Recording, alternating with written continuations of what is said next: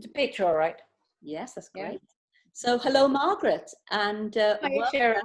hello, and welcome to this afternoon's recording of us getting to grips with what's all this belief stuff all about. You know, we're born into this world, and all of a sudden, social conditioning happens to us. You know, the world happens to us, and somehow then we start believing certain things about ourselves that end up, in some ways, informing how our lives move forward. So Yes. I'm really interested to explore from your perspective, almost like what's happened in your world. How has your beliefs affected how you've, developed as a child to start with, and how that progressed then into running a business? Interesting. I don't have a base belief system, and that is that I somehow am blessed, have always been blessed, with just getting on with things that I've had to, right from abandonment at birth through to various families I was put with, all which didn't work out, sent from South America to the UK. And I never knew any different. It all seemed that that's the way it was, even though every home that I went to, every family that I went to, the structure was completely different. But somehow in all of that, I've always believed that I can do things. And then I'm 78 now, and when I was 54, I went to do a counseling course just to add to my skills, if you like, in running self-directed teams. And the guy got so exasperated, my professor got so amusingly exasperated with me, that he sent me off to be tested dyslexically. And I didn't even know that that was an option for me, or that this, that, or the other. And I went and I was off the scale. I don't do maths. I don't, you name it. I don't do left and right. I don't have a memory, and I don't. But inside of me, I have, through my coping mechanism that I developed, I guess, at abandonment, at hello, at the minute I was born, I was abandoned, is like, screw you, I can do it. Even though I never know what I'm doing. But the trick that I've always in my mentoring gone for other people, is surround yourself with people who know what they're doing and are cleverer than you at the things, or can do the thing, not cleverer than you, but can do the things you can't do. So I've always had people around me who, if you like, dot the I's and cross the T's. I know what needs to be done. I know, I have a feeling, and I'm not always right, but I have a gut feeling that I'm blessed with, that is my driver. So I've always understood that I'm not driven by money. I'm not driven by wanting to be successful, except I hate losing. And I've only discovered that recently. And I didn't realize that coming second ain't an option for me. I get pissed off. I sulk and all the rest of it. And yet, dyslexically, I should be grateful for any bloody thing that I do, let alone coming second. I have come first, and I've got lots of awards. I've been recognized in all sorts of fields. My recent award, I was voted one of the UK's top 20 food icons. Yeah, that was fine, but there were 19 others. It's like, excuse me. And I didn't realize how petty I was about that. And people keep saying to me, you should be really, really, really proud. And I'm going, yeah, but anyway, so my belief system is very, very, as I go along, it never crosses my mind that if I have to do something that I can't. It never crosses my mind that I won't be a perfectionist to do it or achieve perfection. And for that, it's never been an option for me not to be the best at everything I do. Or rephrase that, the best I can be. That's the most important thing. It's the thing I take to schools, colleges, and universities. Just be the best you can, not as good as anybody else, not as anything, just from an inner soul thing, just be the best. And guess what? Somehow I seem to have achieved it, but not because I ever know what I'm doing. You know, I don't start off from a knowledge base at all, but a passion, a total passion, and never to lie. I mean, that's one of the things in all of my life. My mother was a liar, and absolutely horrible liar, for her own reasons, which fine, whatever. And I kind of adopted, or seem to have, that I despise a lie. And if I hear or see a lie, I'm out. I don't want to know anymore. So in business, if something's not going right with the bank or with the delivery or with anything, I just tell it how it is. I did a talk last year, or 2 years ago, my time goes by, I don't know, 2-3 years ago, to the Family Business Place, which is a group, anyway, it's a business group. And I did it, people like John Timpson, the head of Timpson, is one of the speakers, and I'm a speaker, right? And I tell it how it is. I told the shit, told it. And you could see people looking at me, really? Can you say that?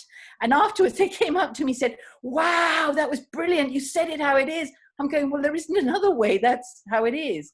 So whether that's going back to believing, I feel what I've just said to you, I'm passionate about. I'm passionate about delivering. And I never, ever don't, I guess I'm going to say something's using, I never believe that it can't be done. I mean, at the moment, we're doing things from home, taking on office work at the house, right? And there is some ridiculous, I can't even describe it, computer program that won't talk to another computer program, that blah, blah, blah, blah, and all that. Right? And I'm going, this is stupid. It is. I could never do it. I can't even run anything on the program or touch the computer or do anything about it. But it seems illogical that somebody's created something for their own ego, their own God knows what, that they've made it so complicated. So as an employer, when we hand this job back again, it's been handed to us, to Jenny, in this long-winded way. And when it goes back to the office, and we're going to pay somebody a wage, a salary, for dealing with this very complicated thing that is kindergarten in my world should be. So my belief now on that is, surely, and I'm being told, oh, no, you can't challenge it, you can't dispute, you can't anything with it, you just have to accept it. I'm going, no, it's too stupid for words. I mean, I may end up that nothing can be done about it, but my belief is it can be done. Right. And just taking that one stage further, in my talks that I do, again, schools, colleges, and all the rest of it, is the family, as often as not, and the teachers give beliefs that you're this, that, or the other. I mean, in their judgment. I mean, I was called thick. I'm not saying I'm not thick, but I was put down because I couldn't do anything, which is another story. And at schools and in learning process, in the people who are learning, I always say, if you're passionate about wanting to do something, believe that you can, and just you will do it. People who are born without any arms or legs, if their passion is to swim the channel, they will. Yeah.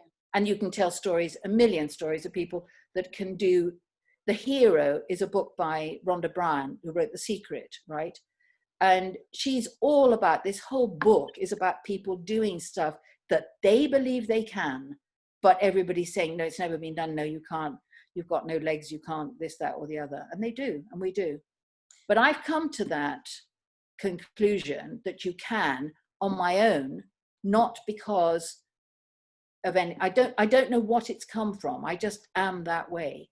I'm blessed. So going back to when you were first born and you talked about abandonment, yes. How do you think that first phase of you stepping into the world almost then rippled through the rest of your childhood and into your life? Well, I didn't know it had, because I didn't know any different, did I? I mean, intellectually, I can intellectualize it now and go back and go, shit, that was a load of rubbish and not nice and all the rest of it. And I have finally, in the last month or so, been helped by Olivia Stefanino to understand what the repercussions of that have played out.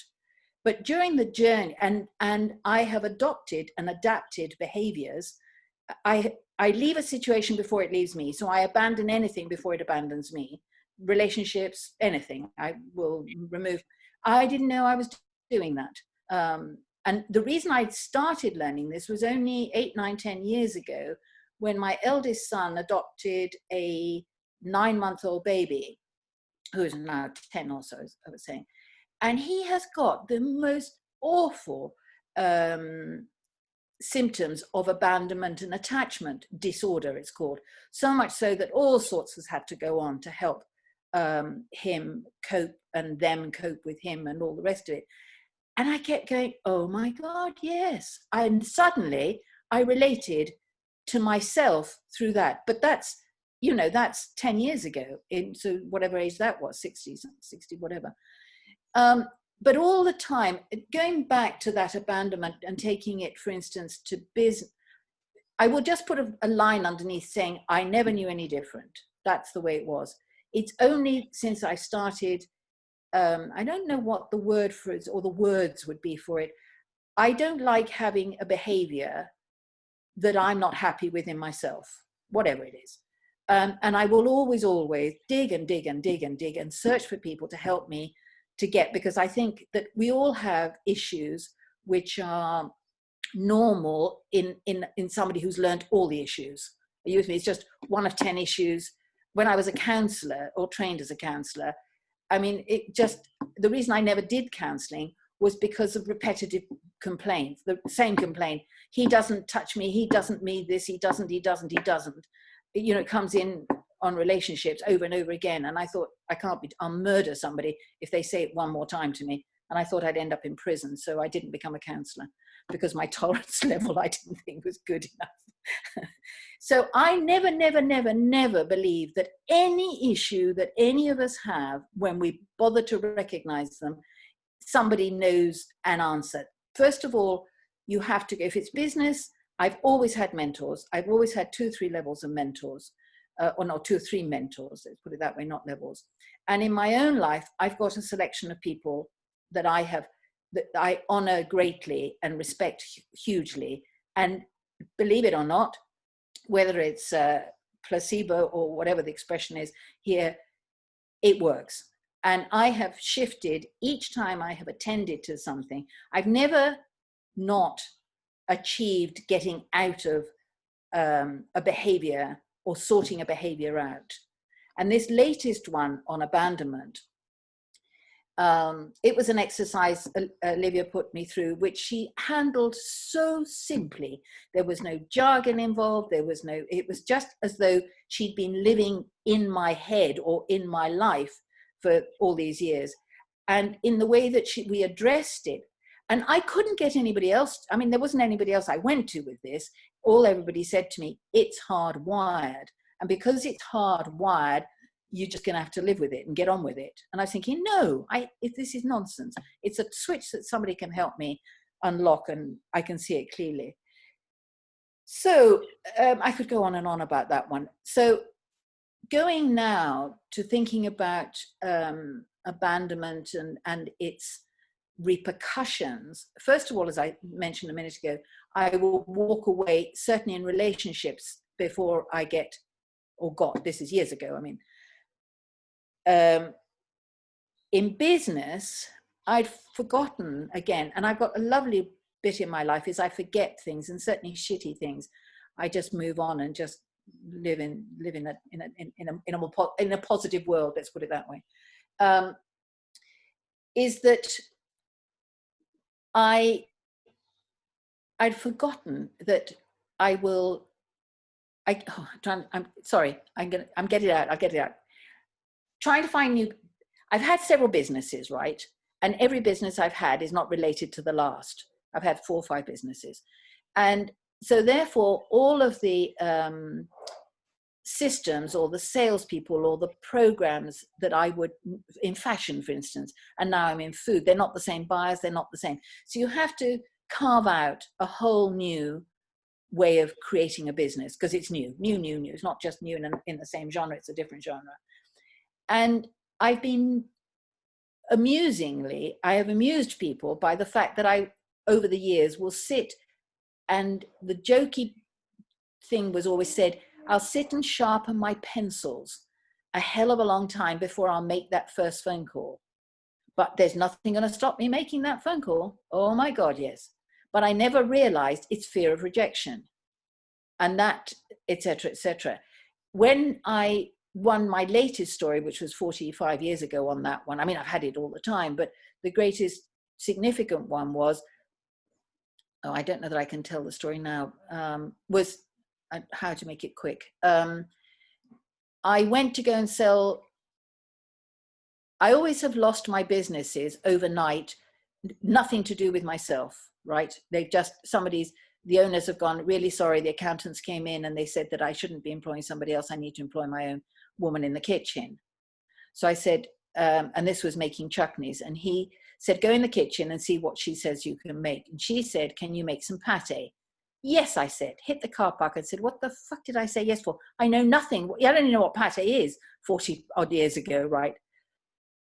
And then I went, and he told me about 6 months later that he could no longer take the product because of the accountants. He said, go and sell it locally in Llangollen. I went, no, I can't.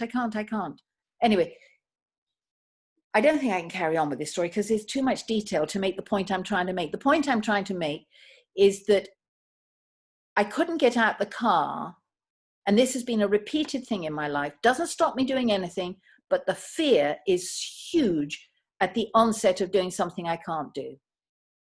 I'm supposed to be, at the moment, I committed myself to learning Welsh. The first 3 or 4 hours frightens the hell out of me, and I'm so frightened I can't go back to do it.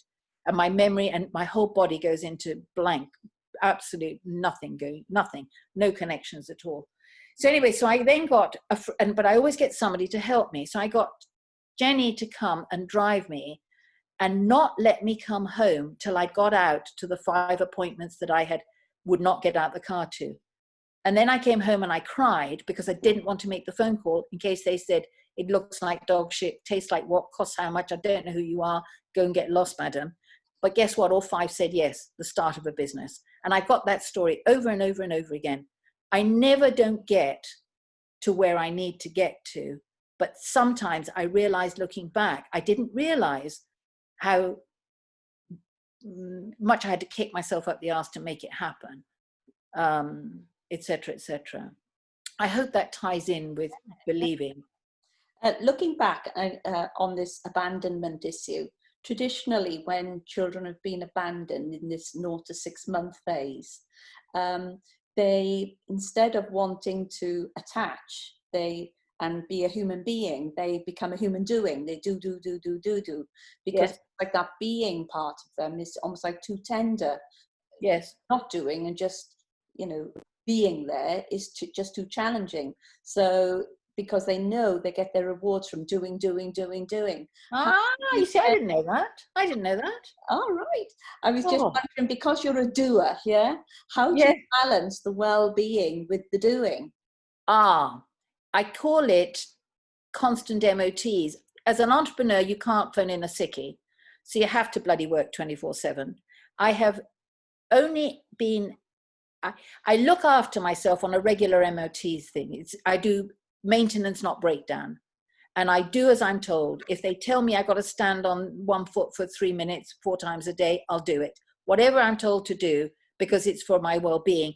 I only go to somebody I trust implicitly and have researched the programs they're working with and all the rest of it.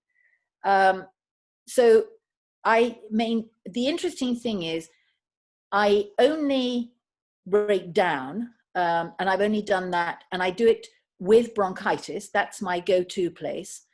And I'm always really, really, really grateful, because without that bronchitis, I wouldn't have fucking stopped. So the last time I had it was 3 years ago. And every time I was asked to go back into work, I went, no, I can't. And laughingly, I mean, as a joke, obviously. And I loved that bronchitis. Absolutely. Temperature, a month in bed. It was sensational. I never would have stopped without it. So I then maintain myself. I haven't had anything now for 3 years, 4 years. It goes 10, 15 years that between going to a doctor. And when I go, they go, we haven't seen you for 10, 15 years. I go, okay, I'm only here for you to tell me, what is this? And then they tell me, and then I go and find an alternative remedy. So I do not take medical stuff at all. I have full respect for anybody who has to and does and all the rest of it, but I have found other ways of coping. And so when you ask about balance, again, it's something I'm passionate and teach and do in all my talks and all the rest of it.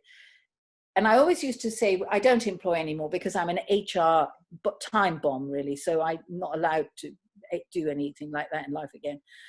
It's too dangerous. But when I used to say, there are 3 parts of your life. And if one of them is screwed, all 3 are. Your pillow partner, your work life, and your play life. And they have to be in balance. Otherwise, you're out. And if you take your work issues to your partner, to your pillow partner, absolute bloody nonsense. You'll screw up the pillow partner because they'll get bored shitless listening to you whinging about something that should be sorted out in the workplace. And then, et cetera, et cetera. So, and taking that incredible value system that I consider that I have, I can remember many, 25 odd years ago, a young girl was working. And I knew she wasn't happy because I'm really, really good at spotting people and behavior, intuitive, I guess is the word for it. But she was brilliant and I loved her to pieces. But I knew she wasn't happy. And she came to me and said, I'm really, really sorry. I will stay with you till after Christmas, but I need to go. I said, no, you're too unhappy. Do me a favor, go home now, come back tomorrow and we'll find you a new job. And you keep on working with me until you find a new job. Now, I've always done that sort of thing because I believe that when you ask about balance, it's really, really, really important because one thing screws the other up. I mean, you have one life and you don't need to have one partner if that one partner ain't ticking your box and you're not ticking theirs, et cetera, et cetera. And the same with jobs and the same with everything. So balance is really, really important. I'm not brilliant at it, but I certainly have worked how to do my balance for my. This drives the body, and if I don't have that right, then this is. And I'm always working with this, with other Dalai Lama or whatever. Can you share with people what is it you think is in your belief system that makes you an amazing entrepreneur, and what beliefs do you think an entrepreneur needs if they're going to be highly successful? Absolute passion. It never can be called WORK. The day you call it that, shoot yourself and go and find something else to do. My passion and my driver is to make things work, to pay the bills, not to have extras. Are you with me? I'm not money driven at all. But guess what? If you absolutely do your best on everything, you are the bloody best, and the money comes in. It's kind of, they go together. In my world, they've gone together in that way. And run that, because I've wandered in my head into all sorts. Just run that question past me one more time. What do I believe an entrepreneur needs if they're going to be highly successful? Congruent. I think if you are not congruent, which is a huge one for me, I tell you how I describe it. If you go to a restaurant and you have shit service every time you go, guess what? The owner has that value system. So in my business, I have had a gazillion compliments with people. I do lots of talks that people actually come to the factory, and I do groups and etc. there in the conference room. And people say, it feels wonderful here. I like the feeling of this building, of being here and the people and everything. Can I come and work? Etc., etc. And I think that the way you are, it's like I tell you what, a perfect description with children. When parents say to me, my children, I go, it's in parenting. People come to me and say, oh, my kids are absolutely brilliant. I don't know how, wow, that is. I go, it's parenting. And it's the same in business. If you parent your business with all the care for the people, etc., with all the gratitude, with all the, I mean, fine, get them out the building if they're arseholes, but basically just be, etc. That's why I'm not in the building, because HR, you're not supposed to say that. But anyway, so the success for me is the product. First of all, if the product isn't the best on the market and the best you can do, then get out and go and find something else to do. You have to be and believe and know that you couldn't do any better. End of. And if something goes wrong, the most incredible, as I say, the most incredible thing is total and absolute honesty. Ring up and say, I screwed up. Not, oh God, Jane down the, in another department bloody landed me in this mess. No, take responsibility. It's your business. And teach that all the way through in your business, and have it that honesty and that delivery, and never let a customer down. Why? I mean, they're the customer, and we bend over backwards. I mean, we've got up at early dawn to drive something. For instance, you'll notice you voiced about first class British Airways. They make mistakes. The customers can make mistakes, but you're the one that has to put it right. Not go, oh, you screwed up, I can't do that. I got my nails to do. You just get up at early doors and drive and deliver, and they're blown away by it. I am amazed how often people, for instance, in this lockdown now, or in this business, 90% of our business went out the door, right, on day one of this, because we're in hospitality nowadays. We are on the street, but in retail. But guess what? We ring our customers, our suppliers up and go, it's shit at the moment. Sorry, we cannot pay your bill, but will you take some money? And we promise to do this, and we do this, and we talk to them, and we tell them how it is. And they go, thank you. And they say things. Rufus, my son, was doing this at the beginning, and he said he couldn't believe how many of the people that he phoned up to apologize about not being able to pay, that when you would said to Rufus, you wouldn't believe, nobody tells us, nobody talks to us. And I think that's wrong. Talking's, it's what it's all about. So take a step back to when you started Patchwork, because you started the business from your kitchen table and £9 out of your housekeeping. Yes. A lot of people can identify with that, and in a way we're almost back there, because everyone's now running a business from home. They're starting some sort of venture from home. Yes. So can you take us through that initial startup where you decided, this is what I'm going to do, is going to start from the kitchen table? Can you walk us through what happened and how Patchwork became so incredibly successful?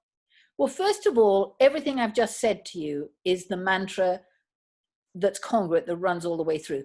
I'm going to say that to me is the basis of it all, right? I dress in a way in the morning that I can garden, I can go shopping, I can go to a cocktail party. I'm the same person 24/7, right? And I talk in the same way to anybody and everybody, even children. I mean, whatever. So when I started, I know it's not quite the question you asked. When I started from home, you see, when you're me, you don't know that you're doing what you're doing till you look back. Do you know what I mean? You just get on with it. And I lost that business of supplying the pate to the restaurant 2 miles up the road overnight. And I knew how to make the pate, but I didn't know how to go anywhere else to sell it. So that's when I got frightened, and that's the story I told you, a minute ago, that I made myself get in the car with 5 sets of samples and go to 5 allotted customers that I knew could be customers, but I couldn't get out the car. But I knew I couldn't not do it, because I hadn't got enough money to feed my 3 children with, because I'd lost my earning overnight. So I'm driven, never have I been sitting comfortably on a sofa thinking, oh, what shall I do? Oh, perhaps I'll go and play at this. No, bollocks, it's never happened to me. I've had to kick myself up the arse, get out on the road, and become the prostitute that I've had to be. And I've just done it every time in that way. But the values I put behind being who I am, I value myself incredibly. I'm very respectful to my drivers, my personal drivers.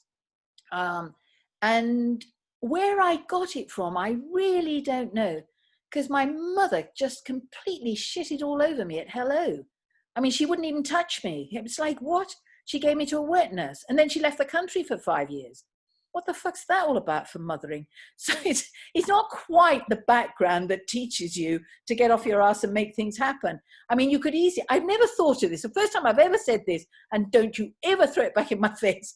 I could have sat back and been a bloody victim and go, oh, I can't do this. Poor is me, poor is me, poor is me. Bollocks, it never occurred to me. Shit, it never occurred to me. What? That would have been another life, wouldn't it? Oh, I like that. I always say I was brought up with maids and chauffeurs when my mother finally came back, married to somebody else, back to South America. And I was brought up in those few years on and off when I was at home, at her home with my stepfather, to be married to somebody rich. That was my upbringing. And I was meant to be a kept woman. I was not meant to go out and graft. It was not on the agenda. No, my mother never bloody worked. I mean, I didn't have any of that. So I don't know where it's come from, but I've been bloody brilliant.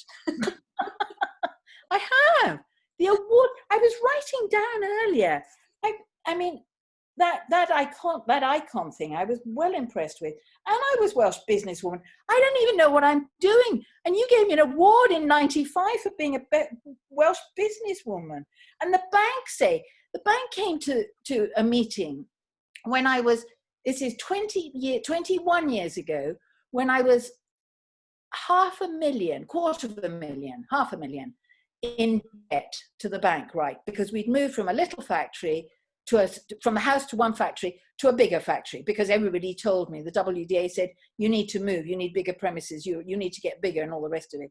And we were in so much debt, I couldn't sleep at night. And I had no idea how I was going to do it. So I said to the bank manager, he said to me, I said, how long will this take? Because you're experienced. And he said, it'll take you 18 months. I said, I'll be bloody dead by then. I don't sleep at the moment. He said, well, prove me wrong. 6 months later, I was out of debt.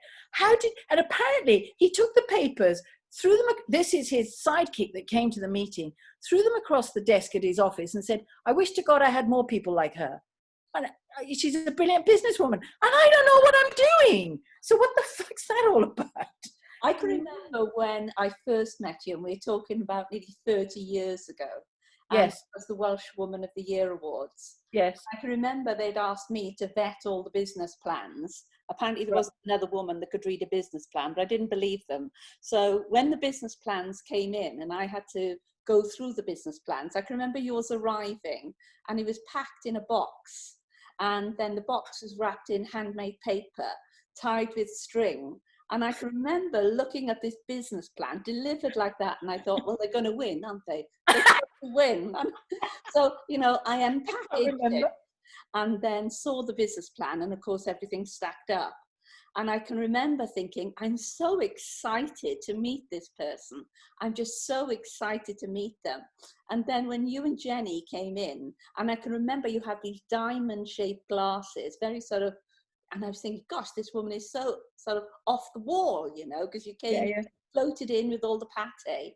And I can remember putting the pate in my mouth and making a funny face. And I remember this one now. And then he said, what's the matter? And I said, my teeth have just had an orgasm. Yes! I have quoted that one. And we've been friends ever since, Yes, it is. And I think, and I can remember another really funny one, because I can, whenever I'm around you, sort of crazy things happen. I can remember then when we were applying for a grant for you through Welsh Government, and they sent a very young advisor out to see us from the sector. And you and I were looking at one another like to say, oh, who's going to say what and who's going to say what? And I can remember we took him in the shop and he was eyeing up all the bags of sweeties, which we'd all tasted, obviously.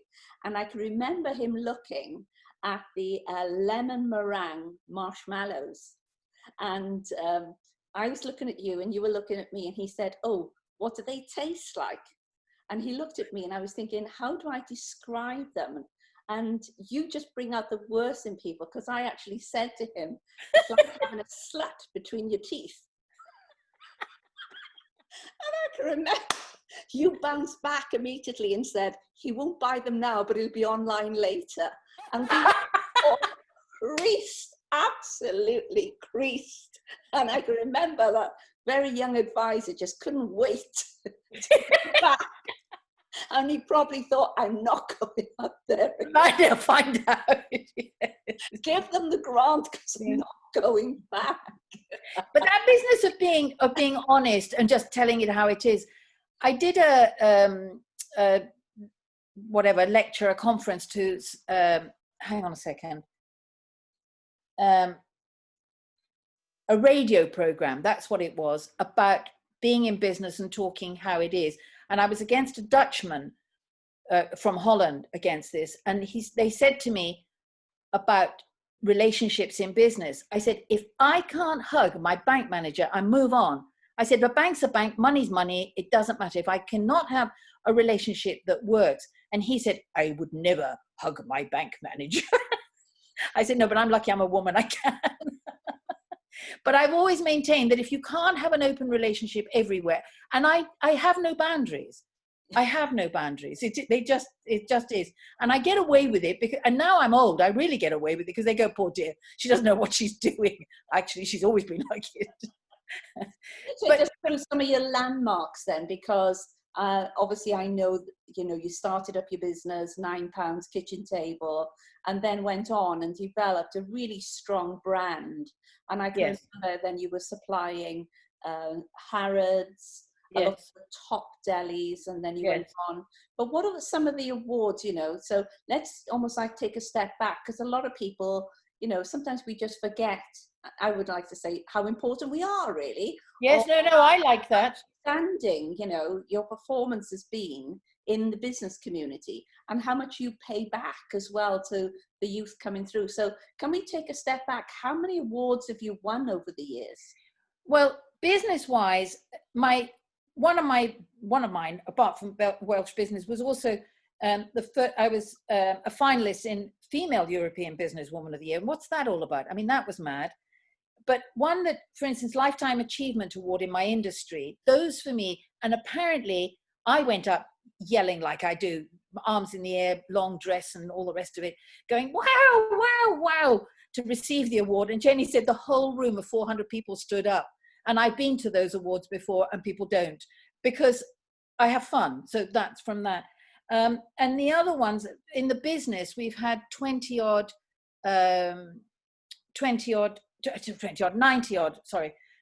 awards for the food and the pates. And it's interesting.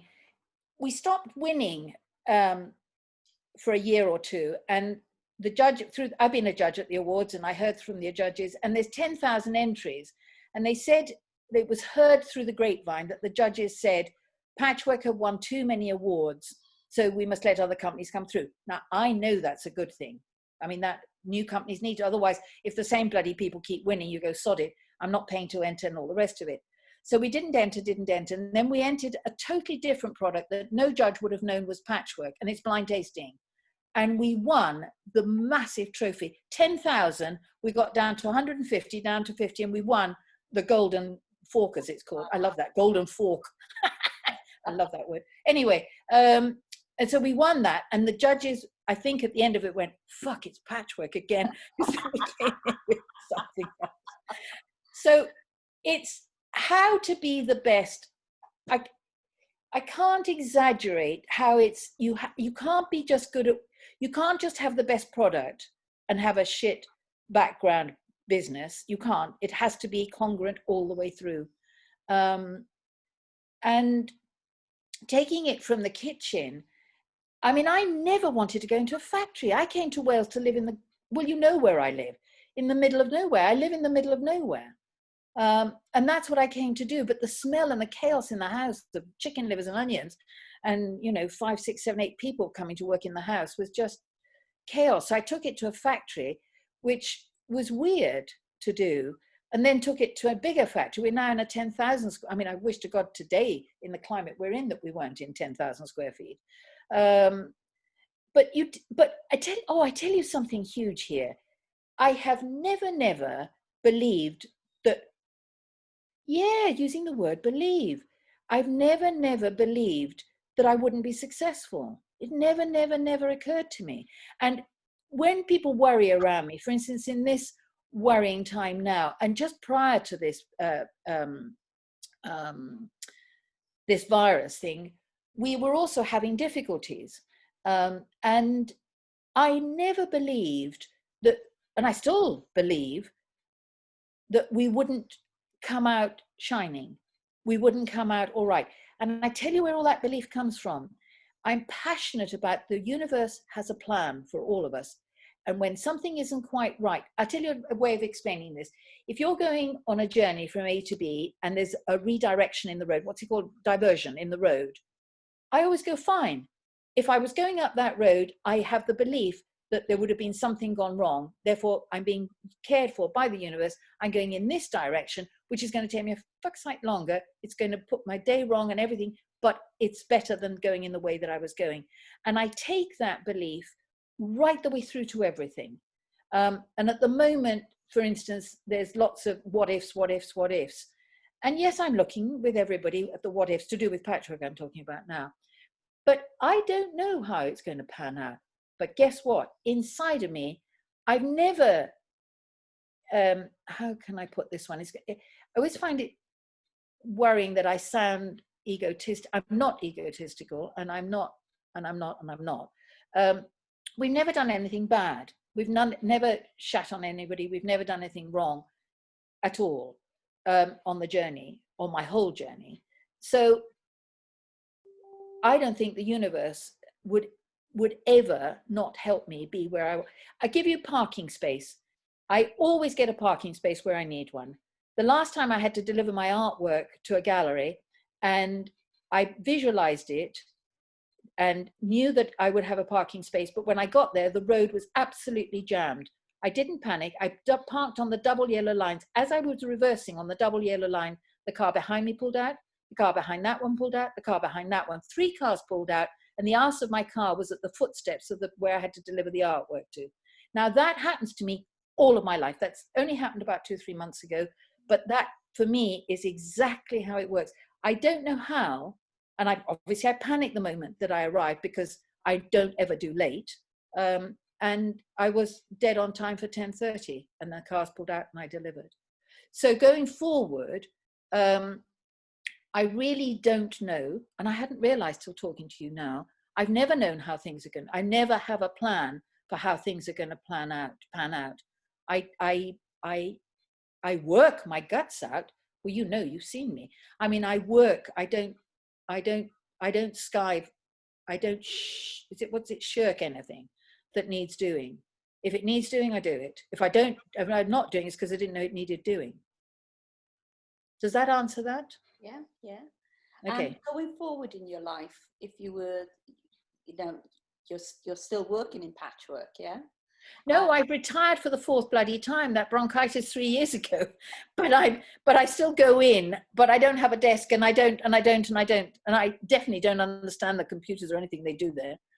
But when we go back, for instance, they don't know this, but when we go back, I'm a solutions person. I always find solutions for things because of the way I talked to you just now. I battle on till I always see things simply, and I always find simple solutions. So I will go in, which will be HR dangerous, but I will go in as soon as I can come from this isolation and see how production with their distancing, with their 2-meter distancing or whatever it's going to become, whether they're being as effective as they can. But I will be dangerous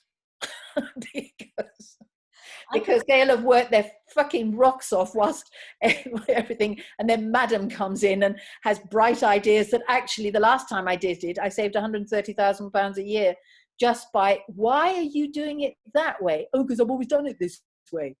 Yeah, but. And I sent 4 people, agency workers, home and reduced a team from 12 to 7, etc. So I'm a bit dangerous that way, but I do it with a lot of love and hugs. And I've given myself a bad picture then. I didn't do it that way, by the way. They were agency work. I will tell you this story because it's important. There was one extra person in there, which I knew shouldn't be in there. And I was going to be there for 2 weeks, and I was there for about 3 months, going in at 6 a.m, just looking at never working, but just looking at their processes and just viewing everything. And one day, the girl that I knew shouldn't be there came in to hand in her notice, for whatever reason, nothing to do with anything. And the team went, oh, we need to employ somebody else. And I said, hang on, how about this?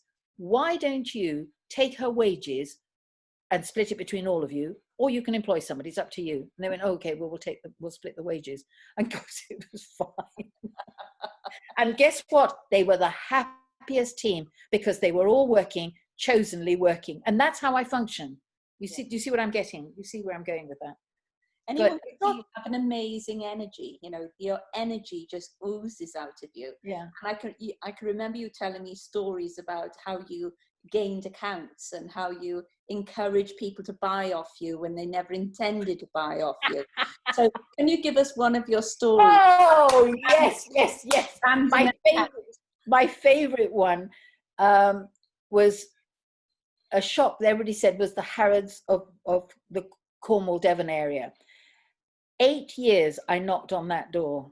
8 years I drove down there and I went to see the man, and he used to wear long tailored, long coat, long at the back, whatever it's called, and a bow tie and a scarf, a handkerchief in his pocket, and all the rest of it.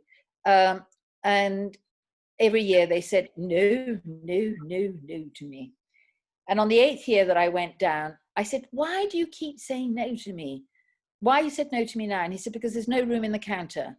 I had nothing to lose because as far as I was concerned, it was another effing no. I got him by the sleeve. He was an older gentleman. I got him by the sleeve and I dragged him to the shop from his office to the counter. And I said, move the fucking cheese over there. Move the fucking sausages over there. Put the pate in the fucking middle of that. And he went, okay, I'll do that. And that was it. And guess what? He loved me so much for that, that when he retired, he rang the factory and left a message for me because I wasn't there. And he said, tell her and thank her for making me make the best business decision I ever made. And I much appreciated it. That was 8 bloody years. Not that I advocate anybody should go up that avenue, but if I know something needs to happen, and I tell you why, and one of the things I say again in my mentoring side, my mentoring bit, not the schools, is that when somebody says no, it's no for now. Yeah. It's no because God knows what happened to them in bed last night, what happened to them with alcohol, what happened to them, what, you know, their grandmother died. You don't know why you get a no then, or they're just in a shitty mood. You've got to go back and back. And the other thing is that so often when you go back, that person is no longer there. Somebody else is in that position. So going back or stopping just at no or at hello is bollocks, because it's wrong. If you know you should be there and you've done your research right, you keep going. Giving up ain't an option. Amazing. So if you could choose just one belief that you almost, you know, if you could only have one belief on your desert island, what belief would you choose that you would say, this is a must that you've got to foster? What would that one belief? Congruent. And that's, I believe that's following all your beliefs and following all your beliefs congruently, and actually not saying one thing and doing another. In other words, I believe in being healthy, so I ain't going to eat mud. Even if mud's all there is. I mean, if I thought it was going to do me good, then fine. But just to be congruent. You can't, there's nothing else. All the rest is just vanity and ego and all the rest of it. Honesty, I suppose. I don't, congruent and honesty go together. Yes, congruent. I think I'll stick with congruent. Does that work? Yeah, that works really well. And what are the next steps from Margaret here? What's next in Margaret's life? Well, I was on a path. I'm going to write a book. Yes. Yes. And the book's going to be titled, If I Bloody Well Can, You Can. I've got to tell you this, and you'll know the people involved. I was at a party at Sarah Dickens, yes, in Abergavenny, and the next morning we were clearing up, and I'd been looking for a ghostwriter. It's a long story, but I'll tell you just the end of it. I'd been looking for a ghostwriter. I'd got 25,000 words down, 15 years ago, and had left it. And I said to the group round breakfast, and Sarah was in the group, and they were all journalists and all sort of brainy people. Does anybody know a ghostwriter? And they all laughed and said, the guy sitting next to you. The guy sitting next to me is Eddie Butler of Welsh Rugby. Does that mean anything to you? Maybe not. He's famous anyway. And he's a ghostwriter. He's a rugby famous guy. He was captain for Welsh Rugby and all the rest of it. And I turned to him and I had 2 seconds worth of conversation. And I said, right, you're in, you're doing it. And he went, but you do. I said, no, I love you. I've only just met you, but I love you. And he went, okay. So he's my ghostwriter. So anyway, so the book is being written. I am creative, as you know, and I want to try and find a creative outlet, an outlet for my creative work. I'm a very specialist in what I do. I've never seen any work like mine. And I think Japan may be the answer. And guess what? As soon as I intend to do that with my soul, a Japanese person will knock on my front door in North Wales and say, have you got some art? Because I'd like to take it to Japan. Because that's how my life works. And I've also, because of the lockdown, have gone back to the reason that I first chose Wales, which is again going to be in the book, chose Wales, is to delve more into deeper, meaningful things that I'm passionate about. The Dalai Lama is one of my top heroes. I've only just met up with somebody called Dr. Joe Dispenza, is it called? Dispenza. Yeah, whatever the name is. People who tick my boxes, people who are talking about stuff that I passionately believe in, but they're intellectualizing it or putting more legs and bells and whistles on stuff that and it's wow, and I love it. So enjoy all that is that it entertains you. Yes. Warms your heart. Yes. Tapestries and creative things, lots of creative things. Fantastic. Thank you so much, Margaret Carter, for joining us this afternoon. I've loved it. Your journey, and I've loved it. I'm sure we'll be speaking soon. Yes. Bless you, my darling. Big hugs to everybody. Thank you. Bye. Thank you, Margaret. Bye-bye.